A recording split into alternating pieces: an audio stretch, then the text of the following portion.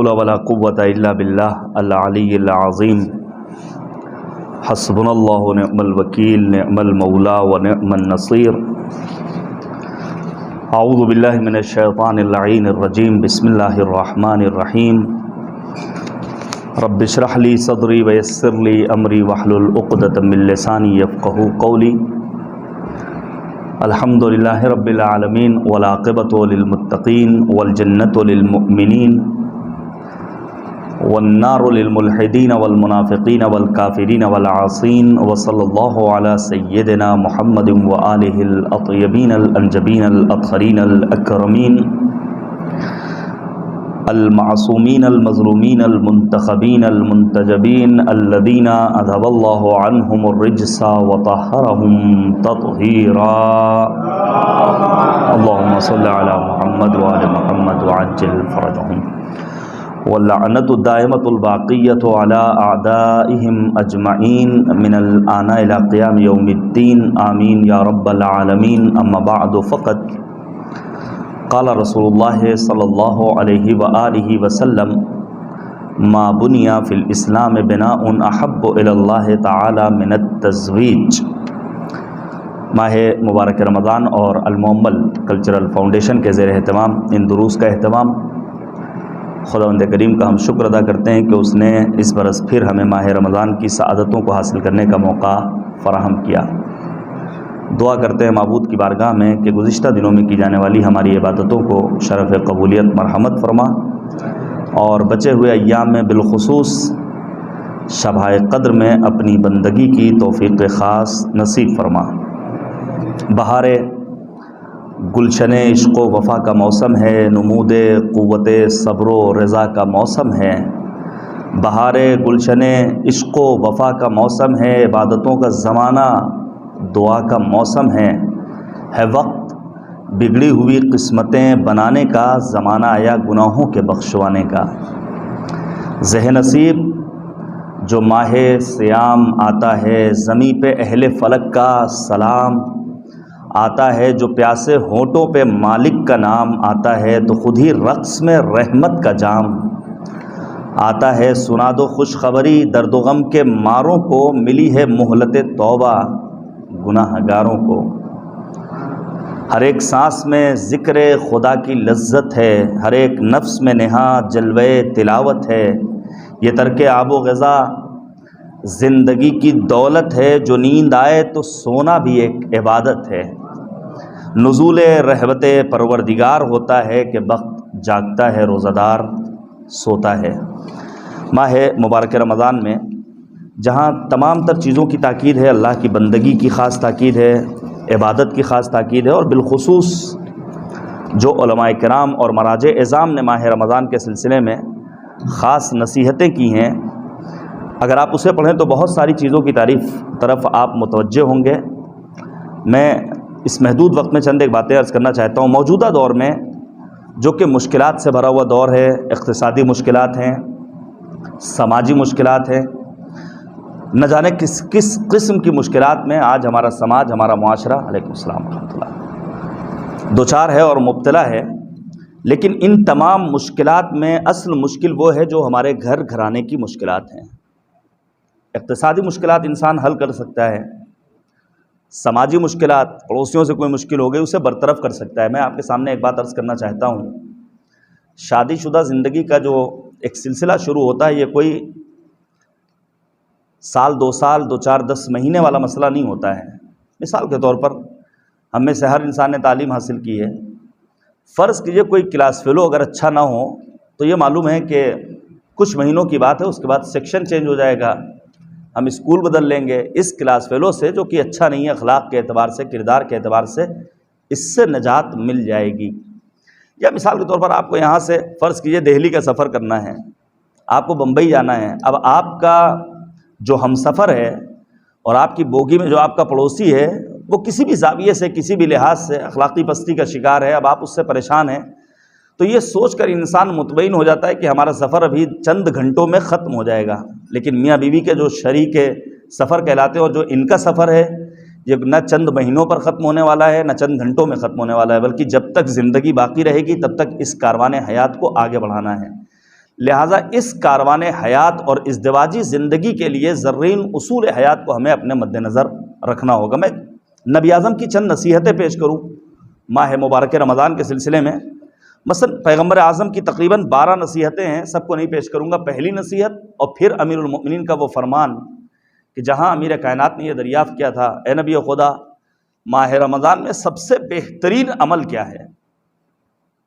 پیغمبر اعظم نے اس موقع پر فرمایا تھا کہ الورع عن محارم اللہ، محرمات خداوندی سے پرہیز کرنا، پارسائی اختیار کرنا، خلوت میں اپنے آپ کو گناہوں سے بچانا، یہ ماہ مبارک رمضان کا بہترین عمل ہے۔ پہلی نصیحت پیغمبر خاتم نے فرمایا ایھا الناس، اے لوگو، من حسن منکم فی ھذا الشہر خلقہ کان لہ جوازا علی الصراط یوم تزل فیہ الاقدام۔ ماہ مبارک رمضان میں جس کا اخلاق و کردار اچھا ہوگا، جو کردار کے اعتبار سے، رفتار و گفتار کے اعتبار سے، اخلاق کے اعتبار سے اچھا ہوگا، اس کا یہی اچھا اخلاق کل روز قیامت خدا کی بارگاہ میں پل صراط سے گزرنے کے لیے پاسپورٹ کا کام کرے گا۔ کون سا دن ہوگا وہ؟ جس دن لوگوں کے پائے ثبات میں لغزش پیدا ہوگی، جس کا اخلاق اچھا رہا ہوگا، جو کردار کے اعتبار سے دھنی ہوگا، اس کے پائے ثبات میں لغزش پیدا نہیں ہوگی۔ اخلاق و کردار فقط گھر کے باہر اچھا نہیں رکھنا ہے، فقط آفس میں اچھا نہیں رکھنا ہے، بلکہ اخلاق و کردار جس طرح گھر کے اندر اچھا رکھنا ہے، باہر اچھا رکھنا ہے، اسی طرح گھر کے حدود میں اہل خانہ کے ساتھ بھی اخلاق و کردار کو بہتر بنانا ہے۔ میں حسب وعدہ تھوڑی دیر گفتگو کرنا چاہتا ہوں اخلاق کے سلسلے میں، چونکہ ماہ رمضان ماہ قبولیت دعا ہے، اور پھر ہمارے چوتھے امام کی جو دعاؤں کا مجموعہ ہے صحیفہ کاملہ، اس میں دعا نمبر 8 امام سجاد نے 44 اخلاقی بیماریوں سے خدا کی بارگاہ میں پناہ طلب کی ہے۔ اللہم انی اعوذ بک من ہیجان الحرص وثورۃ الغضب وغلبۃ الحسد وضعف الصبر وقلۃ القناعہ۔ پھر مولا کہتے ہیں وشکاسۃ الخلق۔ علماء کرام تشریف رکھتے ہیں، بد اخلاقی سے امام سجاد نے خدا کی بارگاہ میں پناہ طلب کی ہے۔ موضوع گفتگو کیا ہے؟ خوشحال گھرانہ۔ خوشحالی کب آئے گی؟ جب گھر کے حدود میں اخلاق اور کردار میاں بیوی کا، اہل خانہ کا اچھا رہے۔ لہذا اخلاقیات پر گفتگو کی ضرورت ہے۔ پورے قرآن مجید میں تنہا ایک وہ موقع ہے جہاں پروردگار نے شکاسہ کے مشتق کو استعمال کیا ہے، سورہ زمر کی آیت نمبر 29 میں، آپ جا کر کے پڑھیے گا۔ ضرب اللہ مثلا رجلا فیہ شرکاء متشاکسون۔ تنہا ایک موقع جہاں اس ترکیب کو استعمال کیا ہے کریم پروردگار نے۔ امام سجاد خدا کی بارگاہ میں پناہ طلب کرتے ہیں بد اخلاقی سے۔ پروردگار عالم نے سورہ قلم میں 9 طرح کے گروہ سے پیغمبر کو روکا ہے۔ اے پیغمبر، فلاں فلاں فلاں گروہ کا آپ کو اتباع نہیں کرنا ہے۔ کیا آواز آئی؟ وَلَا تُطِعْ كُلَّ حَلَّافٍ مَّهِینٍ ہَمَّازٍ مَّشَّاءٍ بِنَمِیمٍ مَّنَّاعٍ لِلْخَیْرِ مُعْتَدٍ اثیم۔ اور پھر مالک کہتا عُتُلٍّ بَعْدَ ذَلِکَ زَنِیمٍ۔ عُتُل کسے کہتے ہیں؟ اس انسان کو جس کے ہاں بد اخلاقی پائی جائے۔ پیغمبر خاتم کو 9 طرح کے لوگوں سے روکا ہے پروردگار نے۔ اے پیغمبر، آپ کار خیر میں رکاوٹ بن جانے والوں کا اتباع مت کیجیے گا، آپ ان کا اتباع مت کیجیے گا جن کے ہاں چغلی پائی جاتی ہے۔ اے پیغمبر، آپ ان کی پیروی مت کیجیے گا جو بد اخلاق ہیں۔ نبی خاتم کو لوگوں نے کاہن کہا، مجنون کہا، دیوانہ کہا، ساحر کہا، نہ جانے کن کن القاب و خطابات سے نوازا، نہ جانے کتنی زحمتوں اور اذیتوں میں مبتلا کیا، لیکن پیغمبر اعظم اخلاق و کردار کے اتنے دھنی تھے کہ ہر کسی نے آپ کی صداقت کا کلمہ بھی پڑھا اور آپ کی امانت داری کا کلمہ بھی پڑھا۔ پروردگار عالم بھی کہتا ہے اے پیغمبر لو کنت فظا غلیظ القلب لانفضوا من حولک۔ اگر آپ کے اخلاق میں بہتری نہ ہوتی، اگر آپ کا کردار اچھا نہ ہوتا، اگر آپ کے گفتاری مرحلے میں اچھا لہجہ نہ پایا جاتا، تو یہ افراد آپ کے اطراف میں پروانہ وار اکٹھا نہ ہوتے۔ یہ جو آج آپ کے اطراف میں اتنی بڑی تعداد میں لوگ جمع ہیں، اس کی وجہ یہ ہے کہ آپ کا اخلاق اچھا ہے، آپ کا کردار اچھا ہے۔ بہرحال بد اخلاقی کے برے اثرات ہیں، ان میں سے پہلا اثر مثلا سوء الخلق یوحش القریب وینفر البعید۔ بد اخلاقی کا جو پہلا اثر ہے، جو دور والے افراد ہیں وہ نزدیک ہو جاتے ہیں، جو نزدیک والے ہیں وہ دھیرے دھیرے دور ہو جاتے ہیں۔ اب سوچئے اگر ایک عام دوست بد اخلاقی کے سبب دور ہو جائے تو وہ شریک حیات، وہ بچے جن کے ساتھ شب و روز زندگی بسر کرنی ہے، وہ کیوں کر قریب رہ سکتے ہیں۔ یا پھر امیر المؤمنین فرماتے ہیں من ساء خلقہ ذاق رزقہ، جس کا اخلاق برا ہوگا، جو کردار کے اعتبار سے اچھا نہیں ہوگا، اس کا رزق تنگ ہو جائے گا، اس کے رزق میں برکت و وسعت نہیں پائی جائے گی۔ اور پھر ایک عجیب و غریب حکمت اور فلسفہ بیان کیا ہے امیر کائنات نے۔ مولا فرماتے ہیں من ساء خلقہ فأذنوا فی اذنہ، جس کا اخلاق برا ہو، جو کردار کے اعتبار سے اچھا نہ ہو، اس کے کان میں اذان کہو۔ آخر فلسفہ کیا ہے؟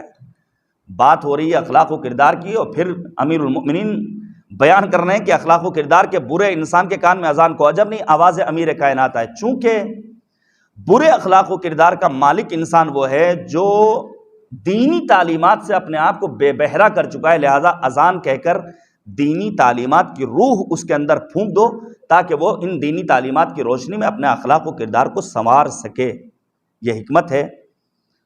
یا پھر متعدد روایات ہیں، میں آگے بڑھ رہا ہوں، اخلاق و کردار فقط بعض حرکات کے ذریعے نہیں، کبھی کبھی انسان اپنے گفتاری لب و لہجے میں برے کردار کا مالک ہو جاتا ہے۔ اس لیے قرآن کہتا ہے قولوا للناس حسنا، لوگوں سے اچھے انداز سے گفتگو کرو۔ اللہ سے کیسے گفتگو کرنی ہے؟ آپ یاد کیجئے گزشتہ برس یہی وہ ایام تھے کہ جب لاشوں کے ایک ڈھیر، ہر طرف واویلا، ہر طرف مصیبت، اور جس کا کوئی جوان گزر گیا اس کے دل سے انسان پوچھے لیکن کیا اگر کسی کا کوئی حادثہ آ جائے تو وہ پروردگار کی بارگاہ میں شکوہ کرے؟ ہیں ایسے افراد جو کہتے ہیں ہم تو اللہ میاں سے ناراض ہیں، اب ہم روزہ نہیں رکھتے۔ کیوں؟ ہمارا ہی باپ کیوں مر گیا؟ کسی اور کو موت کیوں نہیں آ گئی؟ ابھی تو مرنے کے دن نہیں تھے۔ قرآن کہتا ہے اپنے گفتار میں اگر بہتری پیدا کرنا چاہتے ہو تو حرف سخن اور انداز تکلم، طرز سخن قرآنی آیات سے سیکھو۔ خدا سے کیسے گفتگو کرنی ہے؟ وَلِلَّهِ الْأَسْمَاءُ الْحُسْنَى فَادْعُوهُ بِهَا، اللہ کے اچھے نام ہیں، ان کے ذریعے اللہ کو اپنا مخاطب قرار دو۔ بزم پیغمبر میں لہجہ متین رکھو۔ لا ترفعوا اصواتکم فوق صوت النبی، والدین سے کیسے گفتگو کرنا ہے؟ قل لہما قولا کریما، میاں بیوی آپس میں کیسے گفتگو کریں؟ بسا اوقات ہم مردوں کی یہ خواہش ہوتی ہے، توجہ کیجیے گا، بالخصوص ہمارے جوان، ہم یہ چاہتے ہیں کہ خاتون خانہ ہماری زوجہ ہماری رسپیکٹ کرے، ہماری تعظیم کرے، ہمارا احترام کرے، ہمارا اچھے سے نام لے۔ تو کیا اس کے دل میں کوئی بات ایسی نہیں ہوتی ہے؟ کیا اس کی یہ آرزو نہیں ہوتی ہے؟ صرف مرد کی توقع یہ ہے کہ خاتون اچھا لباس پہنے، کیا خاتون کی یہ توقع نہیں ہے کہ اس کا شوہر بھی اچھا لباس پہنے، اپنے ظاہر کو آراستہ کرے؟ البتہ ظاہر آراستہ کرنے کا مطلب یہ نہیں کہ انسان جا کر کے فوراً جو زینت الرجال قرار دیا گیا اس کو ختم کر دیں۔ توجہ کیجیے گا، پیغمبر فرماتے ہیں جب ایک مرد اپنی زوجہ سے کہتا انی احبک، میں تم سے پیار کرتا ہوں، تو یہ ایک جملہ لا یذهب من قلبها ابدا، اس کے دل سے کبھی بھی باہر نہیں نکلتا ہے۔ اسی لیے میں نے جو کل آیہ کریمہ قرآن مجید کی سرنامہ سخن کے طور پر پیش کی تھی، وَمِنْ آيَاتِهِ أَنْ خَلَقَ لَكُم مِّنْ أَنفُسِكُمْ أَزْوَاجًا لِتَسْكُنُوا إِلَيْهَا وَجَعَلَ بَيْنَكُم مَّوَدَّةً وَرَحْمَةً إِنَّ فِي ذَلِكَ لَآيَاتٍ لِقَوْمٍ يَتَفَكَّرُونَ۔ مودت اور رحمت کی جو تفسیر بیان کی ہے مفسر قرآن علامہ طباطبائی رضوان اللہ تعالیٰ علیہ نے، انہوں نے لکھا ہے مودت یعنی محبت کا دل میں رکھنا اس آیہ کریمہ کے ضمن میں، اور رحمت یعنی محبت کا اظہار کرنا۔ محبت کے اظہار کے طریقے مختلف ہو سکتے ہیں، کبھی ایک شاخہ گل دے کر، کبھی ایک انگوٹھی دے کر، کبھی کہیں سیاحتی سفر پر لے جا کر، کبھی آؤٹنگ کے ذریعے۔ ہمارے سماج میں اہل بیت طاہرین علیہم الصلاۃ والسلام کو توجہ کیجیے گا ایسا پیش کیا گیا گویا ان کے ہاں صرف اور صرف غم ہے، اندوہ ہے، حزن ہے، ملال ہے، مصیبت ہے، پریشانی ہے، اس کے سوا کچھ اور نہیں۔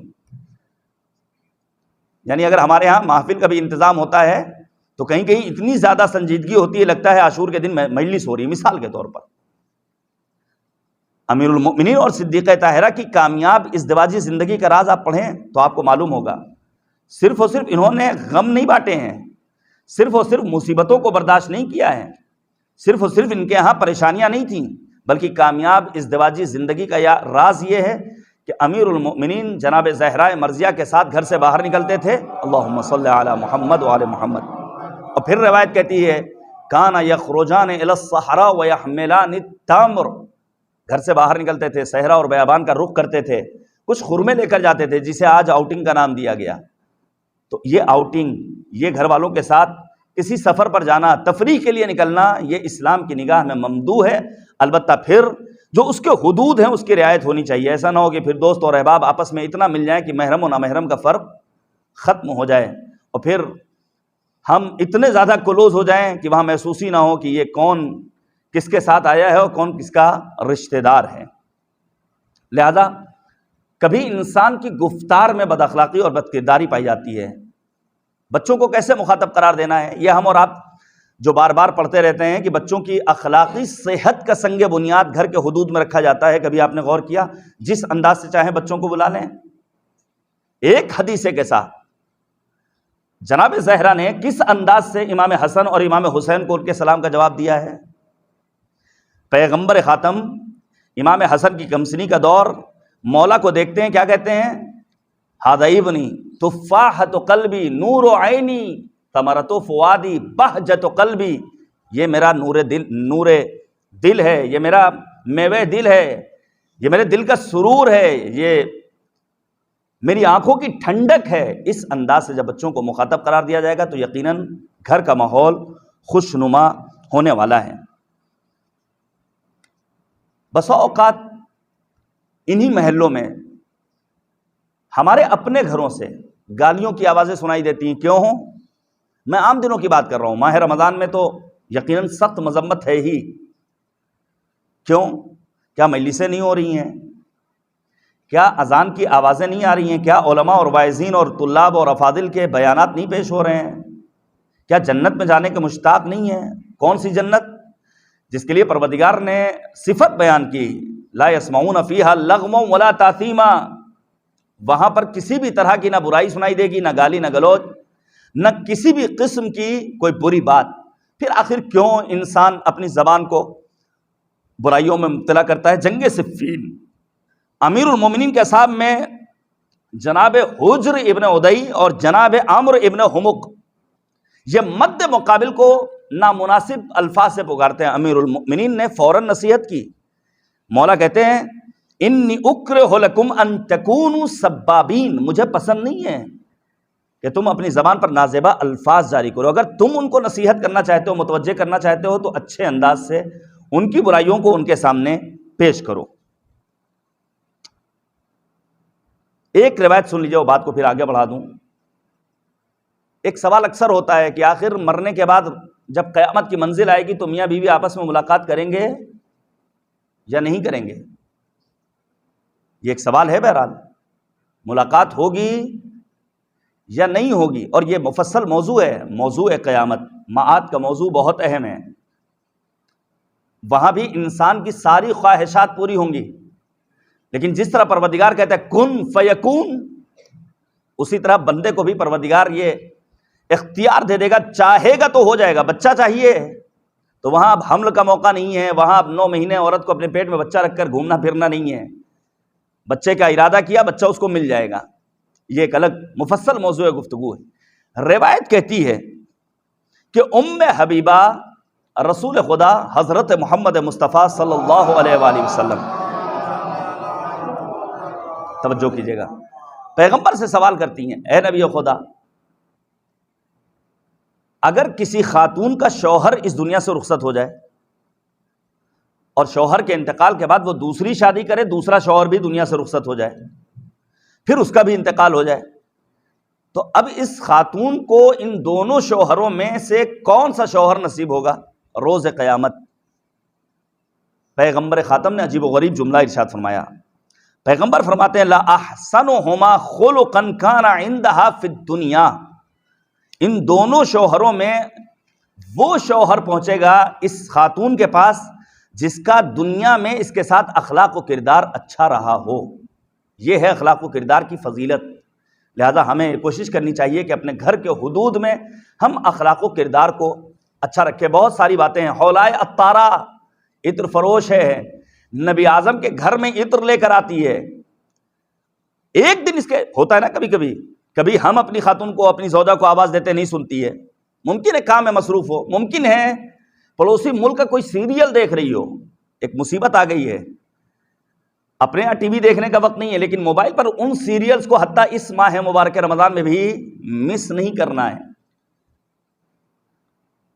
حولہ عطارہ کے بارے میں ملتا ہے کہ اس کے شوہر نے اسے آواز دی، اس نے نہیں سنا یا آواز پر لبیک نہیں کہی، وہ اس حد تک ناراض ہو گیا کہ جب حولہ عطارہ نے اپنے شوہر سے معذرت طلب کی، مجھے معاف کر دو، مجھ سے غلطی ہو گئی، میں متوجہ نہیں ہوئی، میں تو ہمیشہ آپ کی باتوں پر لبیک کہتی ہوں، وہ گھر سے باہر نکل گیا۔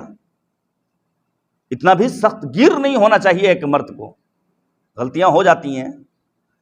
روایت کہتی ہے حولہ آتی ہیں نبی خاتم کے گھر میں، ام سلمہ موجود ہیں، اور آنے کے بعد حولہ عطارہ نے دق الباب کیا، پورا ماجرا بیان کیا، نبی اعظم آئے، اور روایت بڑی طولانی ہے۔ روایت تو یہ کہتی ہے کہ حولہ عطارہ نے نبی اعظم سے ملنے کے بعد خود اپنے آپ کو گھر پہنچایا ہے، اپنے ظاہر کو مینٹین کیا ہے، لیکن اس کے باوجود شوہر متوجہ نہیں ہے۔ پھر نبی کا فرمان سنایا ہے کہ جا کر کے بتا دینا، نبی خدا نے اس بات کو بیان کیا ہے کہ جو مرد اپنے خاتون کی بد اخلاقی پر صبر کرتا ہے، اس مرد کا شمار جناب ایوب پیغمبر کے ساتھ ہونے والا ہے۔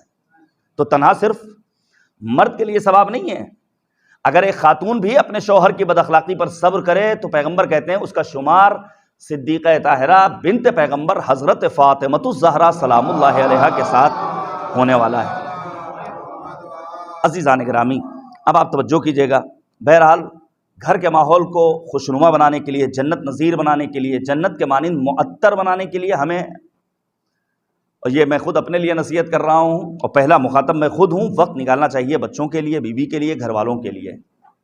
ہوتا یہ ہے کہ مصروفیات کے سبب کبھی کبھی واقعی میں حق تلفی ہوتی ہے، جس کا احساس بھی ہوتا ہے، جس کے برے نتائج اور برے اثرات بھی ہیں۔ ہمارے ساتویں امام باب الحوائج حضرت امام موسی کاظم علیہ السلام، مولا فرماتے ہیں اجتہدوا ان یکون زمانکم 4 ساعات، کوشش کرو اپنے 24 گھنٹوں کو 4 حصوں میں تقسیم کرو۔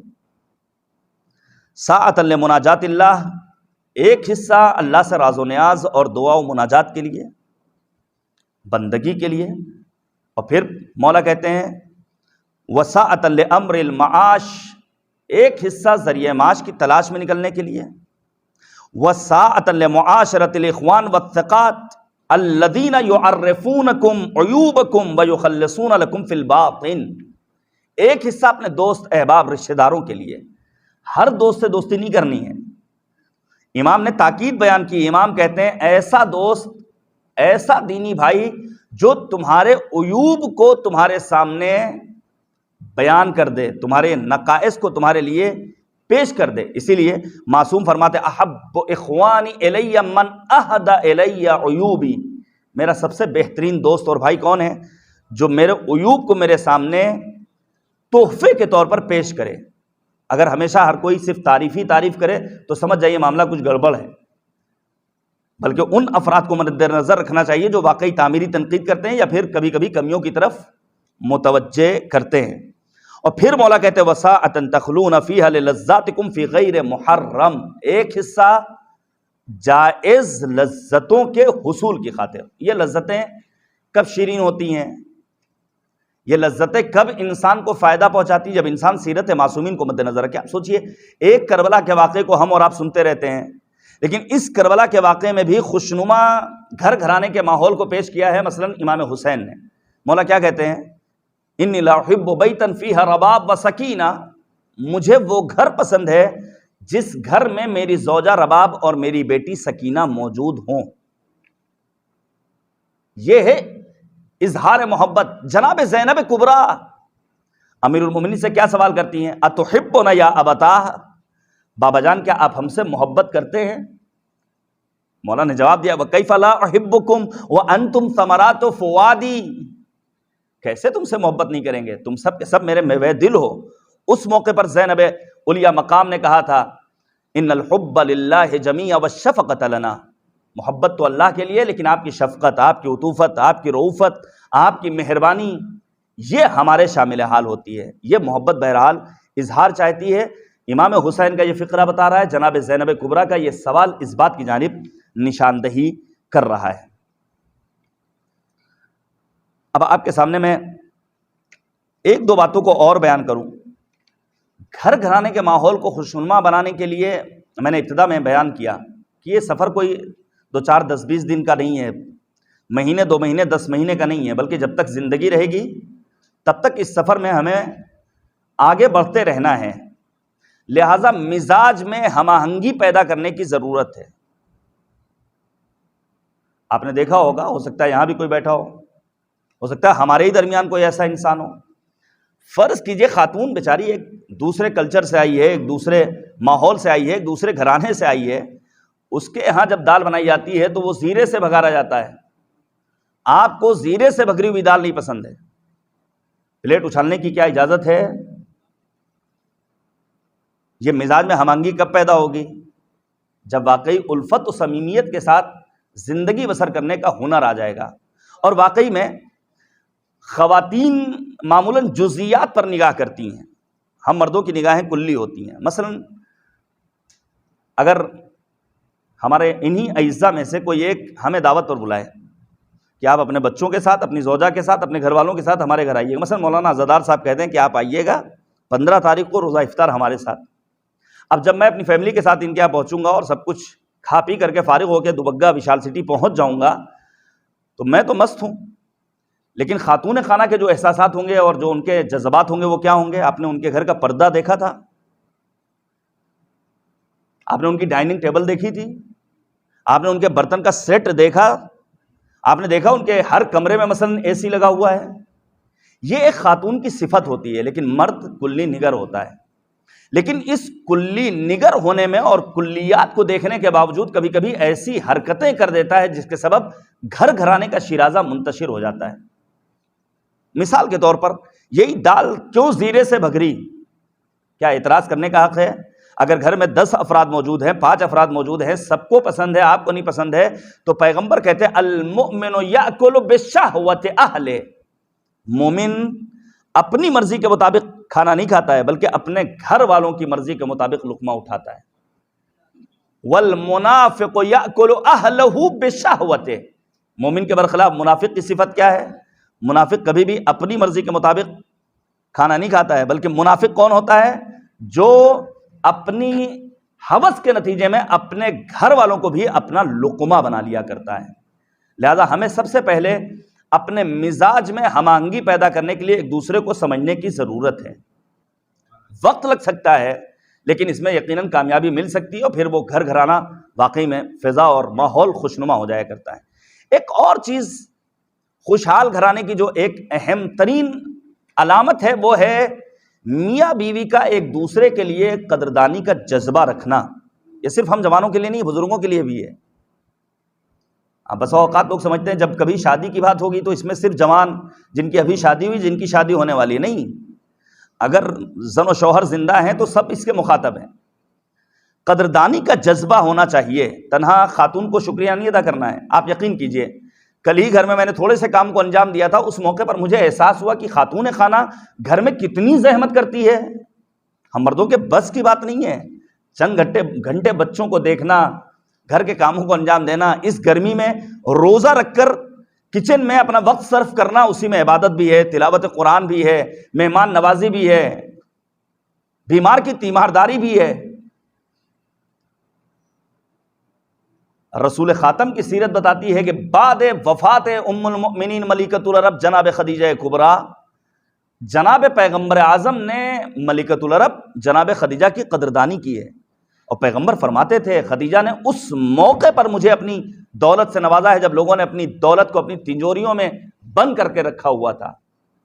یہ ہے قدردانی۔ امیر المؤمنین کے بارے میں بتاؤں، یہ شہادت کے ایام ان باتوں کو سیکھنے کے لیے ہیں۔ بعد شہادت صدیقہ طاہرہ امیر کائنات نے اپنے کسی صحابی سے سوال کیا، کیا تم نے فاطمہ کو پہچانا؟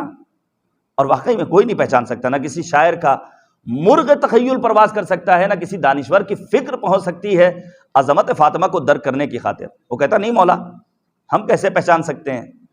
اس موقع پر امیر المؤمنین کہتے ہیں کہ فاطمۃ الزہرا بنت پیغمبر نے اس حد تک چولہے میں لکڑیاں لگائی ہیں کہ ان کے لباس سے دھوئیں کی بو محسوس ہوتی تھی، اتنا پانی ڈھویا ہے کہ ان کے دوش پر مشکیزے کے نشانات وقت غسل میں نے اپنی آنکھوں سے دیکھے ہیں۔ یہ ہے قدردانی، یہ ہے تشکر، یہ شکریہ ادا کرنے کا جذبہ ہمیں اپنے اندر پیدا کرنا ہوگا۔ ایک اور چیز جو بہت اہم ہے وہ ہے مرد اور خاتون ایک دوسرے کا احترام کرتے رہیں، اور اس سلسلے میں روایات ہیں، یہاں تک کہ ایک شخص ہے جو آتا ہے اور آنے کے بعد رسول خدا سے کہتا ہے، نبی خدا صبح میں جب میں اپنے گھر سے باہر نکلتا ہوں کام کاج کے لیے، ذریعہ معاش کی تلاش کے لیے، تو میری بیوی میرا بڑا احترام کرتی ہے، مجھے خدا حافظی کرتی ہے، کھانا بنا کر دیتی ہے، ٹفن تیار کرتی ہے، میری عاقبت بخیری کی دعا کرتی ہے۔ اس موقع پر نبی اعظم نے فرمایا، ان للہ عمالا وہذہ من عمالہ لہ، خدا کے کچھ کام کرنے والے برگزیدہ بندے ہیں، یہ خاتون بھی خدا کی برگزیدہ کنیز ہے۔ اور پھر کہتے ہیں پیغمبر، لہا نصف اجر الشہید، اس خاتون کو ایک شہید کو ملنے والا اجر و ثواب جتنا ہے اس کا آدھا ثواب ضرور نصیب ہوگا۔ اب شہادت سے بڑھ کر کوئی ثواب نہیں ہے اس روئے زمین پر۔ شہادت کا درجہ اگر انسان کو سمجھ میں آ جائے تو خدا کی بارگاہ میں دعا کرے، خدایا البتہ شہید ہونے کے لیے زندگی بھی شہادت والی بسر کرنی ہوگی۔ ان فوق کل بر بر حتی یقتل الرجل شہیدا فی سبیل اللہ، ہر نیکی سے اوپر کوئی نہ کوئی نیکی کا تصور ہے، لیکن شہادت کے بعد کوئی دوسری نیکی کا تصور نہیں پایا جاتا ہے۔ تو ایک دوسرے کا احترام کرنا یہ بھی ضروری ہے۔ گھر گھرانے کے ماحول کو خوشنما کرنے کے لیے مرد و زن کا اپنا ظاہر مینٹین کرنا بھی بہت زیادہ ضروری ہے۔ چونکہ پروگرام یوٹیوب پر اپلوڈ ہو رہا ہے اور ہو سکتا ہے کوئی خاتون سن لے، تو خاتون کی ذمہ داری کیا ہے؟ گھر میں اپنے شوہر کے لیے اس کو میک اپ کرنا ہے، اپنے کو سنوارنا ہے، سجانا ہے۔ میک اپ کا مطلب فقط لپسٹک نہیں ہے، فقط لالی لگانا نہیں ہے۔ میں صرف صاف صاف لفظوں میں بیان کر دوں، میں نے ایک صاحب سے سوال کیا، بھائی آپ نے کیوں طلاق دے دی؟ سنیں گے آپ جواب؟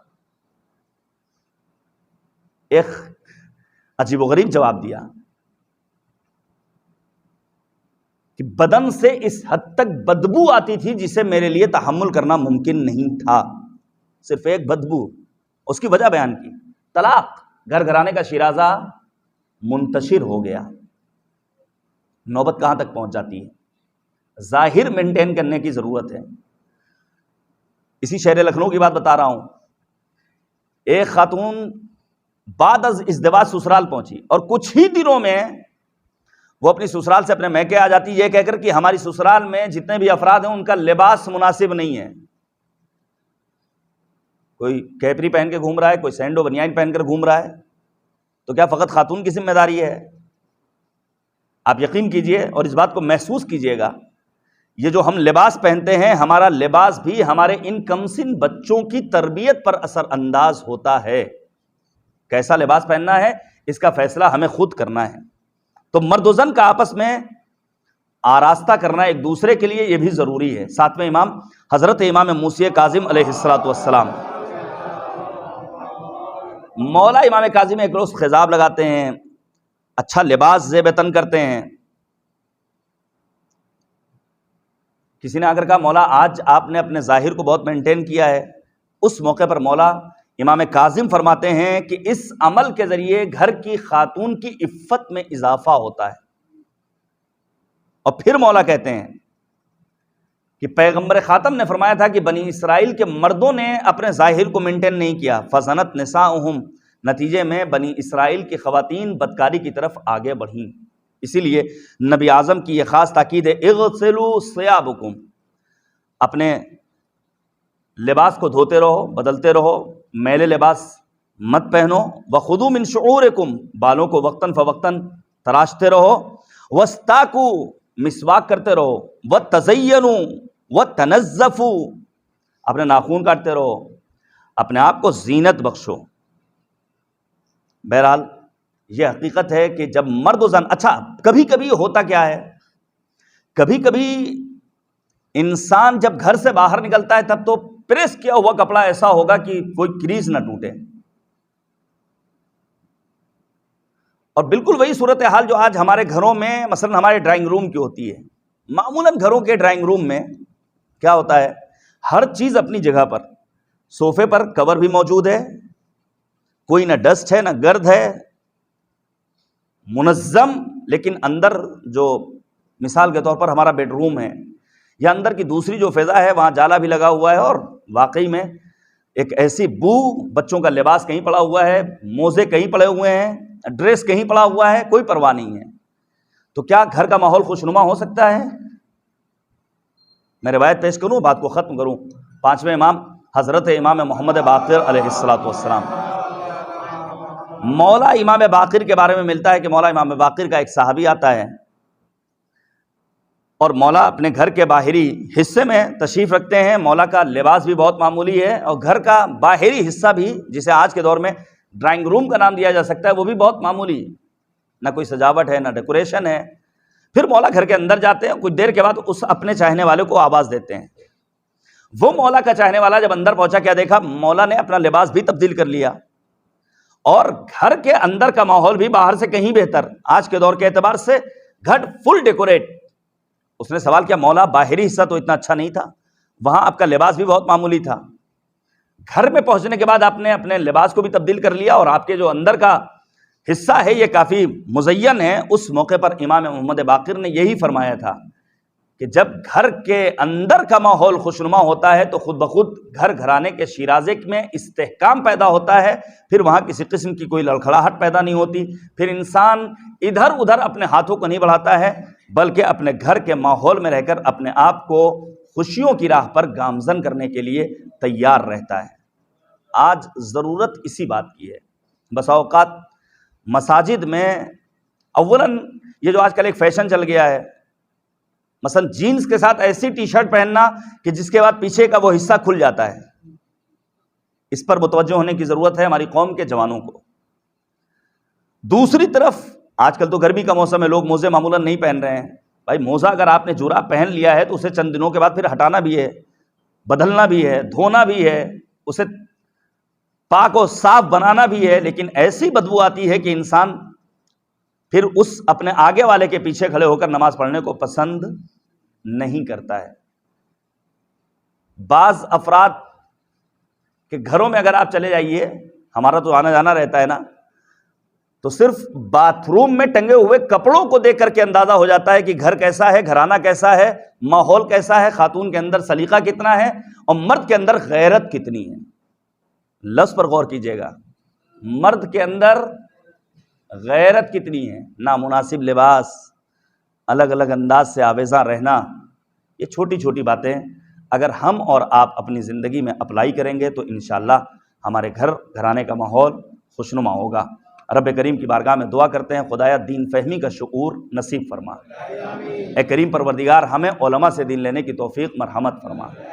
اس روئے زمین پر جہاں بھی عاشقان امیر المؤمنین ہیں، ان کی جان، مال، عزت و آبرو و ناموس کی حفاظت فرما. معبود واسطہ ہے محمد اور آل محمد کا، ہمیں اپنے بچوں کو دینی، اسلامی، اخلاقی، سیاسی، سماجی تربیت دینے کی توفیق کرامت فرما. معبود ماہ رمضان میں ہمیں اپنی بندگی کی توفیق خاص نصیب فرما. ہمارے جملہ مرحومین کی مغفرت فرما. ہم سب کی عاقبت بخیر فرما. اس کلاس کو آپ تک پہنچانے کے لیے جن افراد نے بھی جس زاویے سے بھی دامے، درمے، قدمے، سخنے تعاون کیا ہے، معبود ان سب کے توفیقات خیر میں اضافہ فرما. اے کریم پروردگار، ہم سب کو کربلا و نجف، سامرہ و کاظمین و خراسان، مکہ و مدینہ کی زیارت سے مشرف فرما. ہمارے امام کو ہم سے راضی و خوشنود فرما. ہمارے امام کے ظہور میں تعجیل فرما. دعا کی قبولیت کے لیے ایک صلوات بھیجیے گا بر محمد و آل محمد. اللہ